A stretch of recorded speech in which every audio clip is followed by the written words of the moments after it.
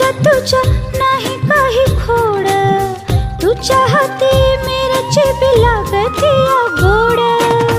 माझ्या संग मला तुझा कसशील का? राणी माझ्या मळ्यामंदी घुसशील काय?